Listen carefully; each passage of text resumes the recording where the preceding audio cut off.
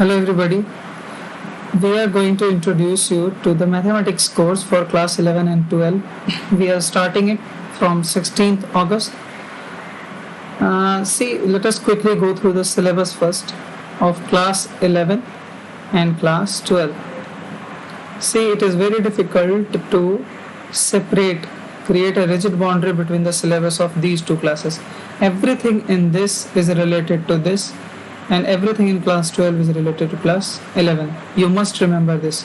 There is absolutely no rigid boundary between the syllabus, but yes, for the sake of completing the syllabus in class 11 and 12, for the sake of completing mathematics course, experts divide it into two years, class 11 and class 12. The first thing you will have to study in class 11, which is new, you have never learned these things before. These are sets, functions and relations. ये purely understanding based topics होते हैं. इनमें ज़्यादा कुछ नहीं होता है करने को. अगर आप एक बार चीज़ों को समझते हैं, लिखने का प्रैक्टिस करते हैं, रिप्रेजेंटेशन बहुत ज़रूरी है. हाउ टू रिप्रेजेंट, नए नए रिप्रेजेंटेशंस आपको चीज़ों को लिखने के सिखाए जाएंगे. रिप्रेजेंटेशंस समझना ज़रूरी है. प्रॉपर क्लासिफिकेशन ऑफ नंबर्स ज़रूरी है. ठीक है. दूसरा है लीनियर इनइक्वालिटीज़. ये काफ़ी लॉजिकल चैप्टर होता है. आपको इसमें दिक्कत नहीं होगा. अगर आपके बेसिक्स अच्छे हैं तो आपको इनको सॉल्व करने में ज़्यादा दिक्कत नहीं होगी. ठीक है. तीसरा सबसे इम्पोर्टेंट ट्रिग्नोमेट्री, जो आपने पहले भी पढ़ा है, बट इसमें कुछ कुछ नई चीज़ें हम लोग देखेंगे. 9th क्लास तक आपने सिर्फ फर्स्ट क्वाड्रेंट का ट्रिग्नोमेट्री पढ़ा है. ठीक है. और वो भी बस बहुत बेसिक आपको पढ़ाया जाता है. अब आपको सेकेंड क्वाड्रेंट, थर्ड क्वाड्रेंट और फोर्थ क्वाड्रेंट, ये एक्स एक्सिस है, ये वाई एक्सिस है, आपको इन चारों क्वाड्रेंट में पढ़ना होता है. प्लस इनके बेसिस पे कुछ इक्वेशन सॉल्विंग पढ़ना होता है. ठीक है. इसलिए ये थोड़ा सा वास्ट हो जाता है ट्रिग्नोमेट्री. अब ट्रिग्नोमेट्री जिनका अच्छा होगा उनको थोड़ा सा कोऑर्डिनेट ज्योमेट्री पढ़ने में भी बहुत इजी होता है. ठीक है. जल्दी जल्दी शेप्स दिखते हैं, जल्दी जल्दी एंगल्स दिखता है. ठीक है. तो काफ़ी आसान होता है. अगर ये अच्छा होगा ट्रिग्नोमेट्री, तो ये दिक्कत होगा तो थोड़ा सा कोऑर्डिनेट ज्योमेट्री में भी आपको प्रॉब्लम होगी. Then very important topic, quadratic equations. ये पहले से पढ़ा है, इसीलिए इसका बेसिक बहुत अच्छा होगा. बहुत आसानी से हम आगे बढ़ सकते हैं इस चैप्टर में, क्लास 11 में. बट नई नई चीज़ें नए तरीके से सॉल्व करना, और इस चैप्टर में और इसमें लीनियर इनइक्वालिटीज़ में और क्वाड्रेटिक इक्वेशंस में थोड़े सिमिलरिटीज़ होते हैं, क्योंकि इसमें भी इक्वेशन सॉल्विंग है, उसमें भी इक्वेशन सॉल्विंग है. बस इसमें इक्वल टू का साइन नहीं होगा और इसमें इक्वल टू का साइन होगा. The fifth important thing is complex number. ये कुछ नया है, बट अगेन इसके बेसिक्स कुछ चीज़ें हैं, वो आपको अगर पता है तो आप समझ जाएंगे कॉम्प्लेक्स नंबर क्या है, इक्वेशन कैसे सॉल्व किया जाता है. ये फिजिक्स के वेक्टर की तरह है, एक नई दुनिया. मैथमेटिक्स में एक नई दुनिया है. ठीक है. It's a new world. इसका अपना बहुत सारा तरीका है, एडिशन का, सब्ट्रैक्शन का, डिवीजन का, मल्टीप्लिकेशन का. प्लस इसमें ग्राफिकल अप्रोच भी है. ठीक है. कॉम्प्लेक्स नंबर्स का, कॉम्प्लेक्स नंबर में जो पहले एक्स एक्सिस और वाई एक्सिस होता था, अब रियल एक्सिस और इमेजिनरी एक्सिस आ जाता है. बस बाकी सब चीज़ें धीरे धीरे आसान हो जाती हैं. बिल्कुल वेक्टर के जैसा होता है ये चैप्टर. वेक्टर अच्छा है तो कॉम्प्लेक्स नंबर में हेल्प करेगा, कॉम्प्लेक्स नंबर अच्छा है तो वेक्टर में हेल्प करेगा, दोनों अच्छा है तो कोऑर्डिनेट ज्योमेट्री में भी हेल्प करेगा. एक चैप्टर है नया, सीक्वेंस एंड सीरीज. ये आपने पहले भी पढ़ा है ऐसी चीज़ें, arithmetic progression, geometric progression, but हम इसमें प्रॉब्लम सॉल्विंग थोड़ा सा, इसमें लेवल थोड़ा और बढ़ता है. ठीक है. नए नए क्वेश्चंस आते हैं. फिर आप आते हैं बाइनोमियल थ्योरम में. बाइनोमियल थ्योरम अगेन थोड़ा सा इमेजिनेशन, थोड़ा सा IQ और थोड़ा सा प्रैक्टिस का चीज़ है. ये दोनों चैप्टर काफ़ी इम्पोर्टेंट हैं और इनमें प्रैक्टिस ही आपको हेल्प करेगा कमांड करने के लिए इन टॉपिक्स पर. देन एक नई चीज़ आती है, permutation and combinations. Permutations and combinations, इस चैप्टर की क्या यूज़ है इस चैप्टर का और क्यों ये आया. प्लस प्रोबेबिलिटी, ये तीनों इंटरलिंक्ड चैप्टर्स हैं. ठीक है. ये क्यों आया, इसका यूज़ परम्यूटेशन, कॉम्बिनेशन, प्रोबेबिलिटी का बहुत सारे डिसिप्लिन्स में होता है. ठीक है. इंजीनियरिंग में होता है, स्टैटिस्टिक्स में होता है, फोरकास्टिंग में होता है. ठीक है. और लॉजिक में होता है, कंप्यूटर इंजीनियरिंग में होता है बहुत ज़्यादा.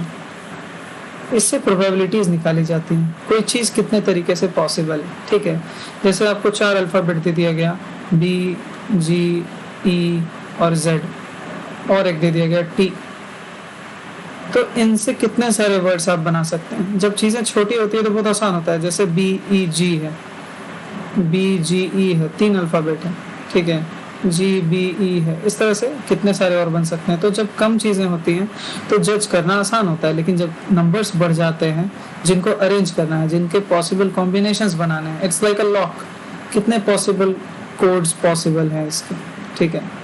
तो ऐसे एग्जाम्पल्स, ऐसी चीज़ें रियल लाइफ में बहुत सारी होती हैं, साइंस में बहुत सारी होती हैं, उनके लिए आया है परम्यूटेशन कॉम्बिनेशन। और प्रोबेबिलिटी आपने पहले से पढ़ा है, किसी घटना के होने की कैसी संभावना है वो निकालने के लिए। मैथमेटिक्स है, मैथमेटिकली डिफाइन कैसे करेंगे, ठीक है। और स्टैटिस्टिक्स है, थोड़ा सा पढ़ना क्लास 11 में, ये काफ़ी आसान है, 1 पेज 2 पेज से ज़्यादा इसका शॉर्ट नोट्स नहीं बनेगा। आप आराम से एक बार 2-3 दिन 4 दिन अगर बना लेते हैं, प्रैक्टिस कर लेते हैं, तो 1 पेज पे इसका शॉर्ट नोट्स तैयार हो जाता है। And the most important thing, coordinate geometry. Coordinate geometry में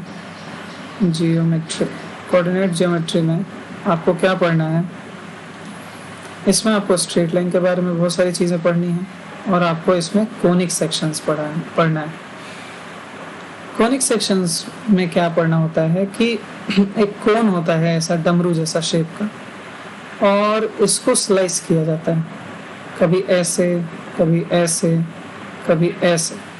तो स्लाइस करने के बाद जो क्रॉस सेक्शन आएगा, जो कट के शेप आएगा, आप ध्यान दीजिए यहाँ पे हल्का सा गोल सा आएगा अगर टॉप से कोई देखे तो ये अलग अलग शेप एक्वायर करता है, जैसे काटा जाए उस हिसाब से, ठीक है। कभी ये बिल्कुल प्योर सर्कल जैसा दिखेगा, कभी ये प्योर एलिप्स जैसा दिखेगा, और ये कभी हाइपरबोला जैसा दिखेगा, ठीक है, कभी ये पैराबोला जैसा दिखेगा।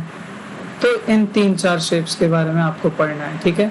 इनको कैसे ग्राफ पे बनाया जाता है, ठीक है, इसके पॉइंट्स का क्या कोऑर्डिनेट होता है, जनरल पॉइंट्स का, ठीक है। फिर इनसे रिलेटेड बहुत सारे क्वेश्चंस हैं, उसमें टेंजेंट आपको पढ़ना होता है, स्लोप्स पढ़ना होता है, वगैरह वगैरह। और इसके बाद एक चैप्टर है वेक्टर और 3 डायमेंशनल कोऑर्डिनेट ज्योमेट्री। 3 डायमेंशनल अपने थोड़ा आइडिया होगा, X axis, Y axis, Z axis. इसमें चीज़ों को कैसे लिखेंगे, ठीक है। सर्कल का इक्वेशन, सर्कल 2 डायमेंशन शेप है, स्फीयर 3 डायमेंशन है, तो स्फीयर का इक्वेशन कैसे लिखेंगे, ठीक है। ये सब चीज़ें इसमें पढ़नी होती हैं। एक प्लेन का इक्वेशन क्या होता है, ठीक है। जैसे 2 डायमेंशनल पे ये एक लाइन है, ठीक है, उसी तरह 3 डायमेंशनल में हमारे पास प्लेन है, कोई कॉपी है, हमारा बेड है, ठीक है, टेबल है, ये सब प्लेन्स हैं। अब इनका ओरिएंटेशन कुछ भी हो सकता है स्पेस में, टेढ़ा मेढ़ा, ऊपर नीचे, नॉर्थ की तरफ साउथ की तरफ पॉइंट करता हुआ, नॉर्थ ईस्ट की तरफ पॉइंट करता हुआ।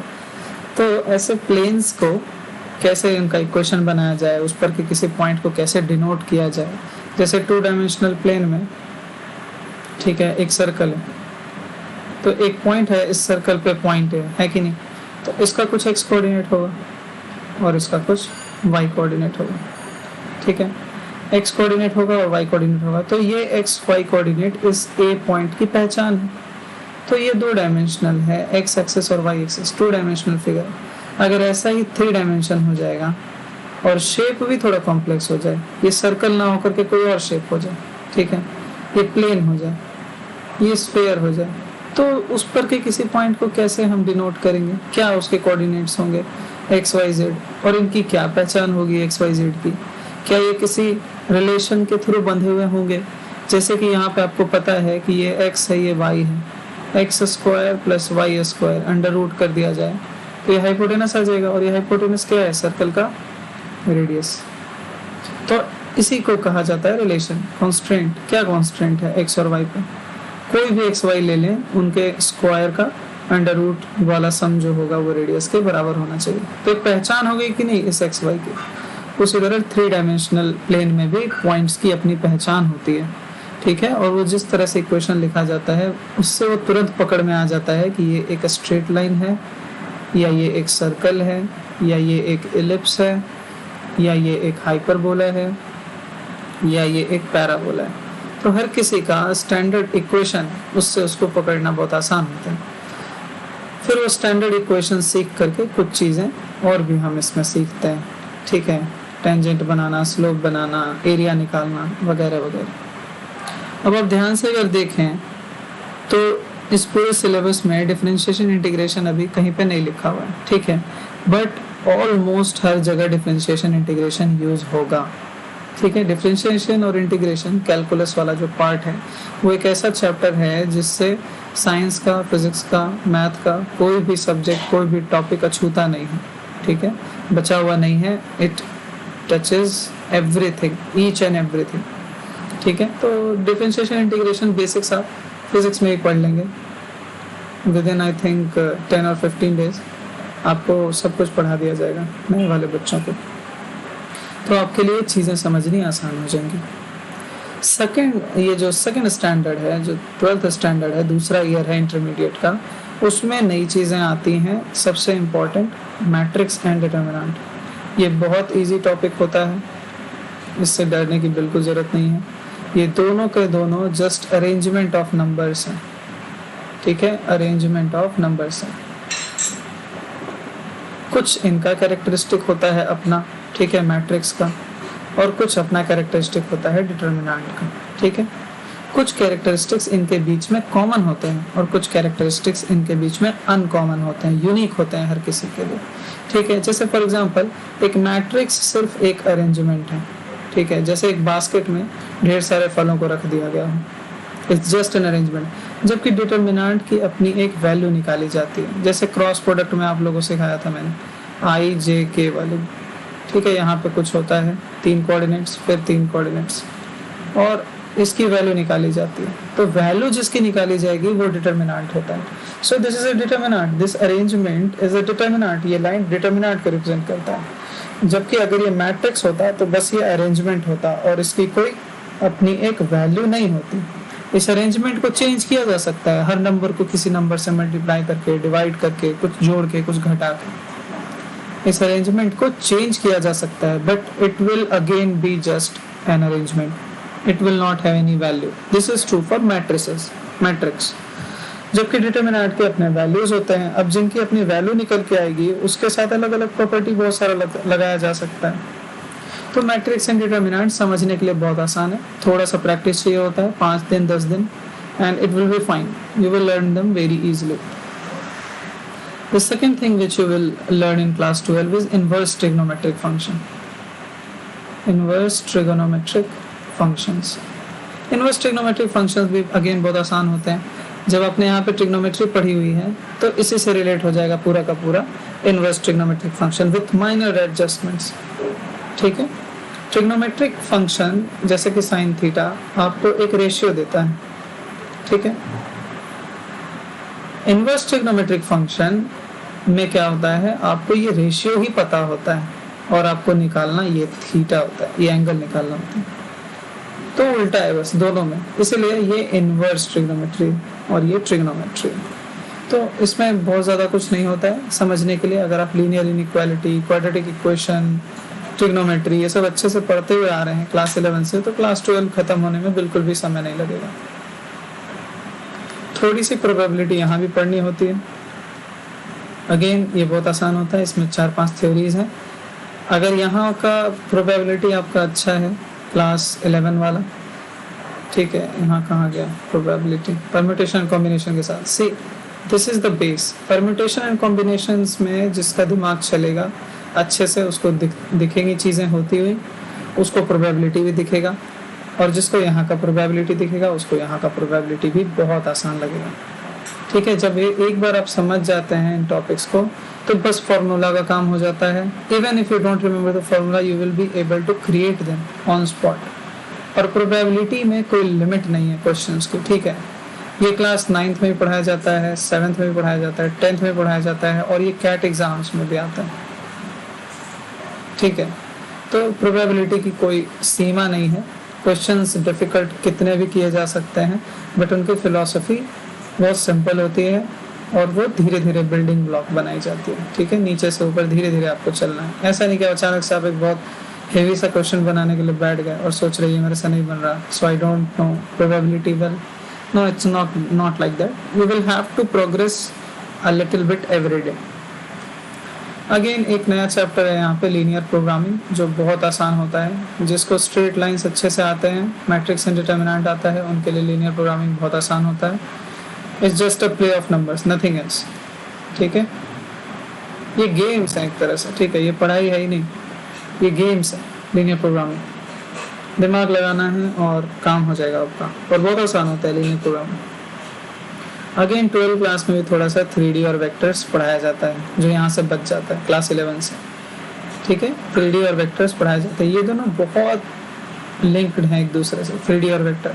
आपको याद होगा 2 वेक्टर्स का जब रिजल्टेंट निकालते थे तो हमने कितनी ज्योमेट्री का यूज़ किया था, कितना। ये रिजल्टेंट था हमारा, यहाँ पे हम परपेंडिकुलर ड्रॉ करते थे, ये थीटा होता था, एंगल बिटवीन 2 वेक्टर्स, ऐसा पैरेललोग्राम आ जाता था, और ये एंगल बीटा होता था, जो ये रिजल्टेंट बना रहा है वन ऑफ द वेक्टर्स के साथ। तो सी, even if we are in the vectors, we were reading vectors, we were using coordinate geometry very extensively, weren't we? तो आपको ध्यान रखना है इन दोनों चैप्टर्स में कोई डिफरेंस नहीं है, 3D और वेक्टर्स में। They are almost same. जो काम वेक्टर्स में किया जा सकता है वो काम 3D में किया जा सकता है, जो काम 3D कोऑर्डिनेट ज्योमेट्री में किया जा सकता है वो काम वेक्टर में भी किया जा सकता है। कभी कभी काम वेक्टर से आसान हो जाएगा, ठीक है, डॉट प्रोडक्ट, क्रॉस प्रोडक्ट, इनको यूज़ करके, और कभी कभी काम सिंपल 3D में आसान हो जाएगा, कोऑर्डिनेट्स का डिफरेंशिएशन इंटीग्रेशन अगर करना हुआ तो ये दोनों बहुत आसान चैप्टर्स हैं। It's again an interplay between these 2 chapters. ऐसा जो बच्चा दोनों को एक साथ पढ़ेगा, समझने की कोशिश करेगा, उसका IQ काफ़ी ज़्यादा अच्छा हो जाएगा। ठीक है, और द लास्ट थिंग कैलकुलस, जो दोनों चैप्टर में रहेगा, दोनों क्लासेस में रहेगा, 11 में भी रहेगा और 12 में भी रहेगा, और फिजिक्स में भी रहेगा। ठीक है, फिजिक्स में it works as a tool, और 11-12 में कैलकुलस एज अ सब्जेक्ट आप पढ़ेंगे। ठीक है, as a proper subject, as a discipline आप पढ़ेंगे कैलकुलस को। अगेन कैलकुलस में बहुत सारी चीज़ें हैं पढ़ने के लिए, फंक्शंस है, कॉन्टिन्यूटी है, डिफरेंशिएबिलिटी है, ठीक है, ग्राफ्स हैं बहुत सारे पढ़ने के लिए। फिर डिफरेंशिएशन इंटीग्रेशन करना होता है, उनका एप्लीकेशन होता है। ठीक है, एप्लीकेशंस होते हैं दोनों के, डिफरेंशिएशन के भी और इंटीग्रेशन के भी, कहाँ कहाँ पे उनका यूज़ है, ये बात याद रखनी है। और फिर डिफरेंशियल इक्वेशन बनाना सीखना है। डिफरेंशियल इक्वेशंस कुछ नहीं होते हैं। जैसे बच्चों को लीनियर अलजेब्रा 7th क्लास में, 8th क्लास में पढ़ाया जाता है। पहले x पढ़ाते हैं, y पढ़ाते हैं, फिर z पढ़ाते हैं, x y मल्टीप्लिकेशन सिखाते हैं। ठीक है, x प्लस वाई, ऐसा इक्वेशन सॉल्व करने के लिए सिखाते हैं। Linear equation in 1 variable, linear equation in 2 variable. फिर याद होगा आपको कि सबसे लास्ट में जिससे सब बच्चे डरते थे वो क्या होते थे, वर्ड प्रॉब्लम्स। ठीक है, वर्ड प्रॉब्लम्स को सॉल्व करना, शुरू में सबको प्रॉब्लम होती थी, वही वर्ड प्रॉब्लम्स है कैलकुलस का ये डिफरेंशियल इक्वेशन। ये लीनियर अलजेब्रा का बेसिक्स है, जिससे ये पता चलता है बच्चे को कांस्टेंट्स और वेरिएबल्स के साथ खेलना आता है कि नहीं, एडिशन, सब्ट्रैक्शन, मैथमेटिकल ऑपरेशंस वो समझता है कि नहीं, इक्वेशन सॉल्व करने आता है कि नहीं। बट सीखने के बाद करेगा क्या आदमी? बाजार में जाकर रोड पे खड़ा होकर के x plus Y, x plus Z तो नहीं करेगा। तो वर्ड प्रॉब्लम्स होते हैं रियल लाइफ एप्लीकेशंस इन सब्जेक्ट्स के जो हम लोग पढ़ते हैं। ठीक है, वर्ड प्रॉब्लम्स को ही सॉल्व करने के लिए इसको बनाया साइंटिस्ट्स ने। तो ऐसे ही वर्ड प्रॉब्लम्स डिफरेंशियल इक्वेशंस होते हैं, जो कॉम्प्लेक्स रियल लाइफ प्रॉब्लम्स हैं, इंजीनियरिंग के प्रॉब्लम्स हैं, मेडिकल के प्रॉब्लम्स हैं, हर तरह के प्रॉब्लम्स हैं जिनमें मैथमेटिक्स का यूज़ है। उन इक्वेशंस को सॉल्व करने के लिए ये टॉपिक आता है, डिफरेंशियल इक्वेशन। ये वर्ड प्रॉब्लम्स होते हैं जिनको आपको मैथमेटिकली एक्सप्रेस करना होता है, लेफ्ट हैंड साइड और राइट हैंड साइड।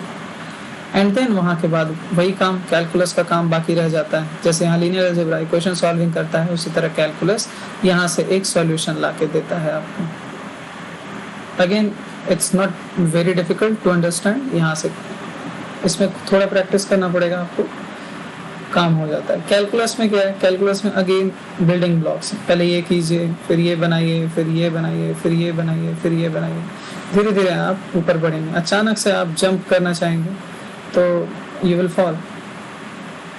तो मोटा मोटी यही सिलेबस होता है। कैलकुलस को कभी भी दिमाग में नहीं डालेंगे कि ये मैं 12th में पढ़ूंगा या मैं 11th में पढ़ूंगा, ये हमेशा चलता रहेगा थ्रू आउट योर जर्नी। जिनको इंजीनियरिंग करनी है थ्रू आउट योर लाइफ ये चलता रहेगा। ठीक है, कैलकुलस कहीं ना कहीं मिलता ही रहेगा। तो सिलेबस का डिस्क्रिप्शन एक्चुअली ऐसा ही है, ज़्यादा कुछ नहीं है इसमें। अब 2-3 चीज़ें ध्यान में रखेंगे, कैसे अप्रोच होगा, कैसे हम कम टाइम में कम मेहनत में ज़्यादा अच्छा कर सकते हैं। पहला चीज़ है टाइम मैनेजमेंट। टाइम मैनेजमेंट कैसे करना है? अगर आप अभी अगस्त चल रहा है, सितंबर से आप शुरू करते हैं, तो आपके पास से सितंबर, अक्टूबर, नवंबर, दिसंबर और जनवरी और फरवरी और मार्च, ये कितने हो गए? 7 मंथ्स हो गए। तो आपके पास 7 मंथ्स है क्लास 11 का मैथ ख़त्म करने के लिए। एंड ट्रस्ट में it's more than enough 7 months. और क्लास 12 के लिए अगेन आप अगर मार्च के बाद अप्रैल, मई, जून, जुलाई, अगस्त, सितंबर, अक्टूबर इतना पढ़ाई करते हैं again 7 months, again it's more than enough. क्योंकि याद रहे इधर की बहुत सारी चीज़ें पहले से बहुत कवर हो चुकी रहती हैं, ठीक है, तो इनको कवर करने में आपको ज़्यादा प्रॉब्लम नहीं होगी। नाउ अब जिनको प्रिपरेशन करना है जेई वगैरह का, उनके पास अगेन थोड़ा टाइम बचता है अक्टूबर के बाद, नवंबर, दिसंबर, जनवरी, फरवरी, ठीक है, इतना टाइम उनके पास रहेगा। अगर फरवरी हटा देते हैं बोर्ड के प्रिपरेशन में तो भी 3 महीने रहेंगे, 90 डेज। 90 डेज में वो क्या कर सकते हैं? वो फुल टेस्ट देंगे मैथ का, टेस्ट सीरीज वगैरह देंगे।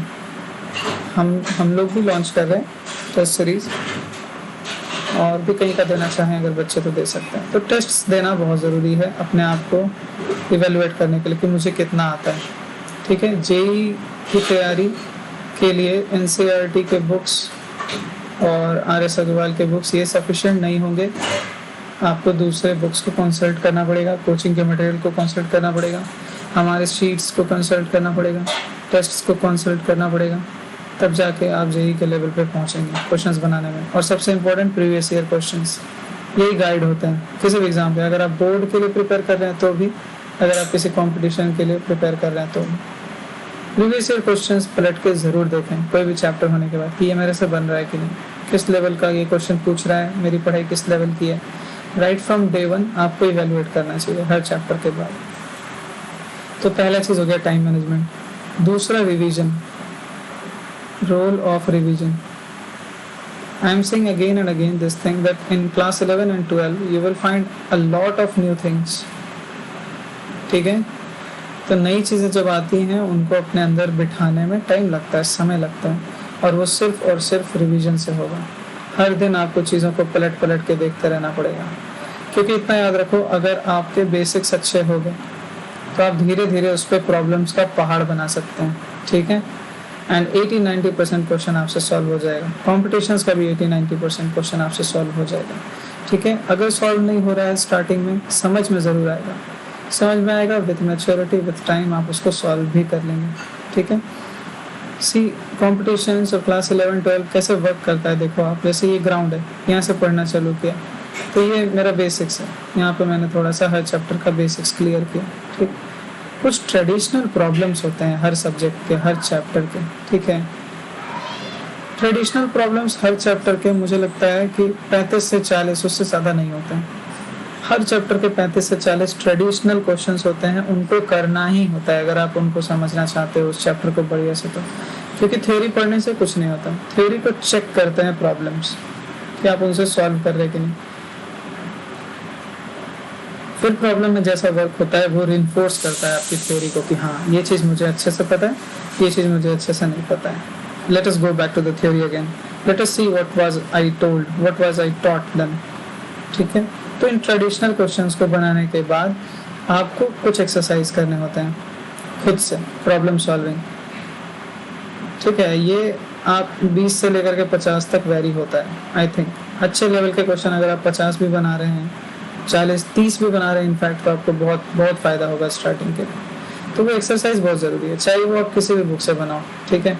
आप एनसीईआरटी के बुक से भी बना सकते हो, ऐसा नहीं है कि एनसीईआरटी में क्वेश्चंस अच्छे नहीं है, बहुत अच्छे अच्छे क्वेश्चंस एनसीईआरटी में हैं, अच्छे अच्छे लोगों से नहीं बनते हैं, ठीक है, चाहे वो कितने भी कंपटीशन की तैयारी कर लें, ठीक है। फिर टीएमएच भी अच्छी किताब होती है, उनकी किताबें।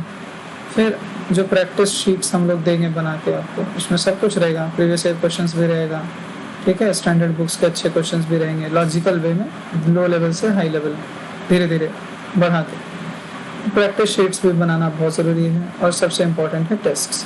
इन सब को करने के बाद जब आपके पास बुक नहीं है, जब आपके पास कॉपी नहीं है, तब आप कैसा परफॉर्म करते हो, आपको कितना रिटेन रहता है, रिटेंशन पावर आपका कितना है, कितना आप क्रिटिकली एनालाइज कर पाते हैं, उसको चेक करेगा कौन? Tests. So specially for competition people tests are indispensable, आपको लेना ही चाहिए। और जो बोर्ड्स वाले लोग हैं उनको पहले अपने स्टैंडर्ड बुक्स बनाने चाहिए, उसके बाद टेस्ट्स पे ध्यान देना चाहिए। ठीक है, स्टैंडर्ड बुक्स पहले बनाइए, एनसीईआरटी या फिर जो भी बुक फॉलो करे 11-12 में। बोर्ड्स में ज़्यादा वेरिएशंस क्वेश्चंस के नहीं होते हैं। ठीक है, whatever we will teach that will be more than enough. ये एक्सरसाइज हो गया। नाउ प्रीवियस ईयर क्वेश्चंस इसके बाद आता है। आपको समय निकाल के इसको ज़रूर बनाना है, ये बहुत इंपॉर्टेंट है, प्रीवियस ईयर क्वेश्चन बनाना। अगर आप बोर्ड की तैयारी करना चाहते हैं सिर्फ, तो बोर्ड का बनाइए। जो जेई का करना चाहते हैं वो पहले जेई मेंस के क्वेश्चंस बनाइए। देन फिर विथ टाइम 6 महीना 8 महीना के बाद आप एडवांस्ड के भी क्वेश्चंस ट्राई कर सकते हैं। ठीक है, पहले मेंस का AIEEE के क्वेश्चंस आते थे पहले, जो उनको भी बनाया जा सकता है। ठीक है, रिसेंटली तो बंद हुआ है, तो AIEEE के क्वेश्चंस भी आप बना सकते हैं। ठीक है, बहुत अच्छा प्रैक्टिस हो जाएगा इससे ऑब्जेक्टिव, फिर आप इसमें आ सकते हैं। अब और भी कोई तैयारी करना चाहेगा उसको सब्जेक्टिव क्वेश्चंस बनाने चाहिए, थोड़े paragraph based, comprehension based, assertion reason type के। उससे बहुत अच्छे से कॉन्सेप्ट चेक हो जाएगा कि ये बच्चा किस चीज़ को क्या समझ रहा है, सही समझ रहा है कि नहीं समझ रहा है। ठीक है, बहुत बार क्या होता है, आप जो समझ रहे होते हैं थ्योरी, उसके बिल्कुल ऑपोजिट कुछ बता रही है, तो ये सब समझना है। इतने से आपकी तैयारी पूरी हो पाएगी। और इसके टॉप पे है रिवीजन। जो भी आप टेस्ट देते हैं, जो भी प्रॉब्लम आपको होता है, उसका रिवीजन का कोई सब्स्टिट्यूट नहीं है, कोई सब्स्टिट्यूट नहीं है और कोई सब्स्टिट्यूट नहीं है। इतना करने के बाद क्या होता है, जेई जो है थोड़ा सा इसके ऊपर पूछता है। ठीक है, जेई इस लेवल पे होता है एग्जाम, और बोर्ड इस लेवल पे होता है। बोर्ड बेसिक ना है, उसका काम क्या है, एजुकेशन फैलाना, लिटरेसी पहुंचाना, चीज़ें सबको पता हो जाए। तो there is something which is called sufficient, but competition में तो कुछ सफिशिएंट होता नहीं है। ठीक है, फिटजी के रैंकर्स मटेरियल ऐसे होते हैं कि बाप रे, बहुत टीचर से भी नहीं बनते, ऐसे होता है। इंजीनियरिंग लेवल के प्रॉब्लम्स को डाल देते हैं उसमें बहुत सारे। तो कॉम्पिटिशन्स का कोई अपना एक लेवल डिफाइंड नहीं होता है, बस टॉपिक्स डिफाइन होते हैं। तो फिर भी डरने की बात नहीं है। आपका बेसिक्स अगर अच्छा है, आप 50-100 क्वेश्चन हर चैप्टर पे बना लेते हैं 2 साल में, याद रहे आपके पास बस 6 महीना नहीं है, आपके पास बहुत समय है अभी। ठीक है, you have almost 18 months to prepare for any competition, and boards के लिए तो मोर देन सफिशिएंट टाइम है, चिंता करने की बात नहीं है। तो 50-100 क्वेश्चन अगर आप बना लेते हैं, प्रीवियस ईयर क्वेश्चन अगर बना लेते हैं, ठीक है, तो आपकी प्रिपरेशन बहुत हद तक हो जाती है। एक अच्छा बच्चा जिसका दिमाग क्रिटिकली चलता हो, वो नए प्रॉब्लम्स को भी टैकल कर लेगा। ठीक है, बहुत सारे क्वेश्चंस सेट पैटर्न पे आते हैं, even in the competitions. It's not like that every question will be new, every question will be like science olympiad और मैथ ओलंपियाड, ऐसा नहीं होता है। क्वेश्चंस बनाने योग्य बहुत होते हैं। ठीक, तो डरने की बात नहीं है, बस ये गैप है थोड़ा सा इन दोनों में, तो आपको चूज करना है वाइजली। अगर आप इसके लिए if you want to go for it, then up your ante, up your preparation. ठीक है, आपको बढ़ाना पड़ेगा। अगर बोर्ड के लिए तैयारी कर रहे हैं तब भी आपको बढ़ाना पड़ेगा। ठीक है, बोर्ड भी बहुत कॉम्पिटिटिव है। तो मैथमेटिक्स का कोर्स हम लोग ऐसे ही शुरू करेंगे जैसे ऊपर बताया था। रिवीजन के बिना कोई सब्स्टिट्यूट नहीं है। रिवीजन आपका टाइम बचाएगा। रिवीजन आपको, और नोट्स, अच्छे नोट्स रखना चाहिए अपने पास। ठीक है, नोट्स रखें। अच्छा, ज़्यादा बुक्स को कंसल्ट ना करें, 1-2 बुक्स बहुत हैं, अच्छे बुक्स। एक बुक बोर्ड लेवल का और एक बुक कंपटीशन लेवल का, बस इससे ज़्यादा आपको नहीं यूज़ करना चाहिए। और जो शीट आपको बनाने के लिए दिया जाता है, मेक श्योर कि उसका हर क्वेश्चन आपको क्लियर है, उसमें कोई कंफ्यूजन नहीं है। ठीक है, और इससे ज़्यादा की ज़रूरत नहीं है पढ़ाई करने के लिए। ठीक है, इन सब चैप्टर में से बहुत सारे चैप्टर्स बहुत जल्दी ख़त्म हो जाते हैं, बहुत सारे काफ़ी लंबा भी चलेंगे। ठीक है, जैसे कि ये बहुत बेसिक है, इसको समझने के लिए कुछ दिन लगेगा, बस दैट विल बी इनफ। अच्छे से नोट्स बना लिया, शॉर्ट नोट्स 1-2 पेज का बहुत है। लीनियर इनइक्वालिटी पूरा का पूरा प्रैक्टिस का चैप्टर है। ठीक है, इसमें आपको नोट्स भी बनाने की ज़रूरत नहीं है। आप 50 क्वेश्चन प्रैक्टिस कर लेंगे, फिर दोबारा आपको इसमें मेहनत करने की ज़रूरत नहीं पड़ेगी। कुछ चीज़ों का ध्यान रखना होता है, and that is enough. Trigonometry बहुत सारा रिवीजन का ज़रूरत है शुरू में, बट एक बार याद हो गया तो हर जगह इतना यूज़ होता है कि आप चाह के भी उसको नहीं भूल सकते। ठीक है। क्वाड्रेटिक इक्वेशंस, इसमें शॉर्ट नोट्स हैं, क्वेश्चंस हैं, इनका प्रैक्टिस करना है। कुछ ट्रेडिशनल क्वेश्चंस हैं 20-50, उनको प्रैक्टिस कर लेंगे, क्वाड्रेटिक इक्वेशन में कभी नहीं फंसेंगे, ठीक है। कॉम्प्लेक्स नंबर्स कुछ नया है, ठीक है, इसमें आपकी एनर्जी थोड़ी लगेगी क्योंकि ये नया है पढ़ना इसको, ठीक है, बट डिफ़िकल्ट नहीं है, बिल्कुल भी डिफ़िकल्ट नहीं है, सही से समझ में आना चाहिए बस। सीक्वेंस एंड सीरीज अगेन बहुत ट्रेडिशनल टॉपिक है, इसके भी कुछ क्वेश्चंस हैं, सेट क्वेश्चंस हैं, ठीक है, 100 क्वेश्चन से ज़्यादा नहीं होंगे, 100 स्टैंडर्ड क्वेश्चंस होते हैं सीक्वेंस एंड सीरीज के। ये अगर आप बना लेंगे, रिवाइज कर लेंगे, बस दैट्स इट। बाइनोमियल थ्योरम बहुत इनोवेटिव चैप्टर है, इसमें क्वेश्चंस कितने भी बनाए जा सकते हैं, ठीक है, बस। Permutation and combinations intelligent chapter है, इसमें समझने की बहुत ज़रूरत है, दिमाग को खोल के बत्ती जला के बैठने की ज़रूरत है जब भी परम्यूटेशन, कॉम्बिनेशन और प्रोबेबिलिटी पढ़ रहे हैं तो। लेकिन इसके भी क्वेश्चंस काफ़ी ट्रेडिशनल होता है, इवन इन द कॉम्पिटिशन्स, ठीक है, बहुत ज़्यादा डिविएट वो नहीं होंगे अपने सिलेबस से, अपने प्रीवियस ईयर सेट पैटर्न से, ठीक है, लेकिन इसमें क्वेश्चंस की संख्या थोड़ी ज़्यादा होती है, ठीक है, कि छोटे छोटे क्वेश्चंस होते हैं परम्यूटेशन कॉम्बिनेशन के, आपको बस थोड़ा सा IQ लगाना है और 1-2 लाइन में बन जाता है, तो ऑब्वियसली इसमें नंबर ऑफ क्वेश्चंस काफ़ी ज़्यादा होंगे, 200-250 क्वेश्चंस इसमें लगभग होंगे स्टैंडर्ड जो आपको बनाने पड़ेंगे। लेकिन ये चूँकि बहुत रिलेटेड है रियल लाइफ से, तो ये क्वेश्चंस बहुत जल्दी याद भी हो जाते हैं क्योंकि ये बहुत इंटरेस्टिंग है। स्टैटिस्टिक्स आपको पता है, कोऑर्डिनेट ज्योमेट्री अगेन इमेजिनेशन, अच्छा डायग्राम बनाना साफ सुथरा कॉपी पे, इक्वेशंस को याद रखना, स्टैंडर्ड फॉर्म्स को याद रखना, वेज ऑफ सॉल्विंग प्रॉब्लम्स भी याद रखना पड़ता है इस चैप्टर में, ठीक है, वेज ऑफ सॉल्विंग याद रहे। IQ जैसी चीज़ हर जगह लगाई जाए ऐसा ज़रूरी नहीं है, ठीक है, ऐसा नहीं होता कि कोई तेज़ बच्चा हर समय IQ लगाता रहता है, नहीं, they know more, it is also true, they remember more than you, it is also true, they have practised more than you, it is also true. It's not like that कि आप में दिमाग कम है उससे, नहीं, वो पहले से होमवर्क करके आया भाई सामने वाला बंदा, इसलिए तुमको लग रहा है बहुत इंटेलिजेंट है। तुम भी करके आओ ना, इक्वेशन करके आओ, क्लास में फटाफट बोलो, देखो लगेगा सबको बाप रे बाप ये कितना पड़ता है, बस ऐसा है। वेक्टर 3D बिल्कुल उसी की तरह है, ये बहुत आसान है समझना इसको, इसमें भी वेज ऑफ सॉल्विंग याद रखना पड़ता है, बहुत सारा तरीका होता है क्वेश्चंस को सॉल्व करने का और उनको हम लोगों को याद रखना पड़ता है, ठीक है। कुछ कुछ इनोवेटिव है, ऑफ कोर्स हमको दिमाग भी लगाना है, बट बहुत सारी चीज़ें इसमें सेट है, ठीक है, पैटर्न इनका सेट है, ऐसे ही बनाना है उनको, ठीक है। हम लॉजिक खूब लगाएंगे, क्वेश्चनिंग खूब करेंगे, लेकिन जब ये सब हो चुका होगा तो हम पैटर्न को याद भी रखेंगे कि कैसे क्वेश्चंस बनाए जाते हैं, ठीक है। डेविएट करेंगे तो टाइम वेस्ट होगा, ऐसा नहीं है कि कोई अल्टरनेटिव मेथड नहीं होता। बहुत सारे बच्चे ऐसे होते हैं जो चाहते हैं कि बाप रे मैं तो नए मेथड से बनाऊंगा, मैं सर वाले मेथड से नहीं बनाऊंगा, तो बनाओ, बिल्कुल बनाओ, अगर वो मेथड डिस्कवर ही नहीं हुआ अभी तक फिर कैसे बनाओगे, डिस्कवर कर लोगे। So I will wait for the discovery. ये चीज़ें ऐसी हैं, इनका स्टैंडर्ड इक्वेशन है,